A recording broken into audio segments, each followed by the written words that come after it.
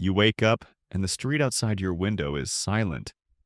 Not quiet, silent. No carts, no sellers shouting, no church bells, and there were always church bells. You lie still and you listen to a city of 40,000 people making no sound at all, and you understand, before you are even fully awake, that something is very wrong. You go to the window. The market square is empty. A dog trots across it alone, dragging something you decide not to look at too closely, and painted on the door of the house across the street, still wet, is a large red cross. That cross means everyone inside is to stay inside until they are dead. This is your life during the Black Death. And the terrible truth you are about to learn is that surviving it might be worse than dying from it. Let me take you back 3 weeks to before the silence. 3 weeks ago, this city was alive. You are 17 years old. You work for a baker, which means you never go hungry, which in this century makes you lucky. You have a mother, two younger sisters, and a father who coughs in the winter but is otherwise strong. You have a life so ordinary that you have never once thought to be grateful for it. Then the ships came. You remember them because everyone talked about them. Trading ships from the east, arriving at the port a few days' ride away. Within a week, the first travelers came up the road carrying stories. A sickness, a bad one. People dying in cities you had heard of but never seen. You were not frightened. Sickness was always somewhere. It had never been here. Then a man collapsed in your market square. You were there. You saw it. He was a traveler, a stranger, and he simply folded onto the stones and did not get up. People gathered. Someone turned him over, and on his neck, just above the collar, was a swelling the size of an egg, black at the center.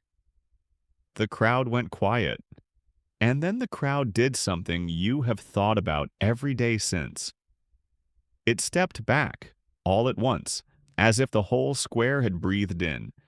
That was the first time you understood that fear moves faster than any sickness. By the next morning, the man was dead. By the morning after that, so were the two people who had carried him off the square. Now, let me tell you what this sickness actually does, because you need to understand what everyone around you is facing. It starts with a fever and a tiredness that feels almost ordinary. You could tell yourself it is nothing. Many people did. Then come the swellings at the neck, under the arms, in the places the body hides its defenses, growing until they are the size of an apple, black and hard. The pain is unbearable. Some people, desperate, cut them open themselves. And here's the cruel part. From the first fever, most people had somewhere between 2 and 7 days. Not weeks. Days. A person could be laughing at breakfast and be gone before the end of the week. The speed of it broke something in people's minds. There was no time to prepare, no time to accept it. There was only the fever and then the counting of days. Nobody knew what caused it. This is the part that is hard for you to imagine now. They did not know about the fleas, or the rats that carried them, or the bacteria too small to see. They had no idea. And when people cannot find the cause of their suffering, they invent one. So the explanations began, and every one of them made things worse. Some said it was bad air, a poison mist that hung over the city, and so people sealed their windows and breathed the same sick air inside together.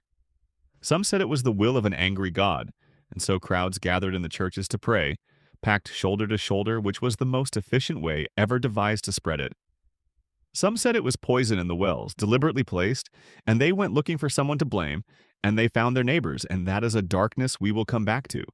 Every answer was wrong, and every wrong answer killed more people. Now the sickness is in your street. That red cross across the road appeared 4 days ago. You have watched that house. You have not seen the door open once. And this morning, your father did not get up. You tell yourself it is the winter cough. You tell yourself this right up until you see him press his hand to the side of his neck and see his face change, and see him quietly move to the far side of the room, away from your mother, away from your sisters, away from you. He knows. He felt it. And the first thing he does before the fear, before anything, is put distance between himself and the people he loves. You want to go to him. Every part of you that is still a child wants to go to him, and you cannot, because he will not let you, because the last gift a dying man can give his family in this city is to keep them from touching him. The next days are the worst of your life, and they are also somehow ordinary because this is happening in every house on every street. Your father worsens. Your mother nurses him from across the room, passing water, taking nothing back. You keep your sisters in the loft, away, telling them stories through the floorboards so they will not come down. And then, one gray morning, the coughing stops. And the silence that follows is the loudest thing you have ever heard. There is no funeral. There cannot be. The men who come for the bodies do not come as mourners. They come with a cart, and they come at dawn, and they call up at the windows the phrase that has become the sound of the city. Bring out your dead. You carry your father down yourself. You're not allowed to go further than the door. You watch the cart roll away, already piled high, and you understand that he will go into a pit outside the walls with hundreds of strangers, and that no stone will ever mark where. You go back inside. Your mother is sitting very still. She does not have to tell you. You have learned to read the way a person holds their own neck. Now here is where your story becomes the thing this video is really about. Because you do not get sick, your mother goes. Then, despite everything you did, despite the loft and the stories through the floorboards, one of your sisters goes. And you nurse them, and you carry them out, and you breathe the same air, and you do not get sick. You wait for the fever every single morning. You press your own neck 100 times a day. And it never comes. Nobody understood this then, and it would take 600 years to begin to.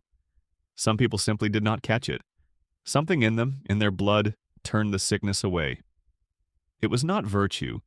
It was not that they prayed harder or lived cleaner. It was luck, written into the body, invisible. You are one of the lucky ones, and you are about to learn what luck costs, because the sickness burns through the city for months, and when it finally fades, when the carts stop coming and the red crosses weather to pink on the doors, you walk out into a world that has lost half of everyone. Half. Try to hold that number. Every second face you knew. The baker you worked for, gone. His whole family, gone. The priest, the blacksmith, the woman who sold apples, the boys you ran with as a child. You walk through streets you have known your entire life, and they are full of empty houses with the doors standing open, because there is no one left to close them. And this is the part the histories rarely tell you. The survivors were not relieved. They were haunted. You lived while everyone around you died, and there is no sense to be made of it, no reason you can point to, and a mind cannot rest without a reason. Why you? Why not your sisters? You will ask that question for the rest of your life, and there will never, ever be an answer. But I told you there was a darkness, and I have to keep that promise, because the cruelest thing the Black Death did was not to the body. When people could not find the cause, they chose one. Across town after town, the blame fell on outsiders, on minorities, on anyone who was different, on the neighbor whose customs seemed strange. Rumors spread that these people had poisoned the wells. It was not true. It was never true. They were dying of the same sickness as everyone else. But a terrified population does not want the truth. It wants a target. And so, in the middle of the worst dying the world had ever seen, people found the energy to murder their neighbors, whole communities of them, burned and driven out, for a crime that never happened. The sickness killed with fever. The fear killed with fire. And the fear was the part that came from inside people, which is why it is the part that should frighten you most. So you survive. You grow older in a half-empty world, and slowly, strangely, that world begins to change in ways no one expected. With half the workers gone, the ones who remained were suddenly worth something. For the first time in memory, a person who worked with their hands could demand more, could refuse, could walk away and find work elsewhere. The rigid order that had held everyone in place for centuries cracked because there were simply not enough people left to keep it standing. Historians will argue for centuries about it, but some will say the modern world, the one you are watching this in, was born in those emptied streets. You do not know any of that. You are just a person who lived. You are just someone who pressed their own neck every morning for a year and was spared and never learned why, and had to build a life on top of that silence. The histories will record the numbers. Tens of millions dead across a continent. A third of the known world, some say more. They will record it as a catastrophe, a statistic, a dark chapter that ended. They will not record the sound of an empty market square at dawn. They will not record what it is to carry your own father to a cart. They will not record the face of a survivor, walking through a city of open doors, asking the one question that has no answer. Why did I live? So here is what is worth thinking about. We remember the Black Death as the people who died. But every plague in history leaves behind the other ones, the survivors, the lucky, carrying a weight the dead never had to. Which would you rather have been? The one who went quickly in those first terrible days, or the one who lived and had to walk out into the silence afterward and keep going? Tell me in the comments. And if you want to see what the single worst place in history to be alive actually was, that video is on the screen right now.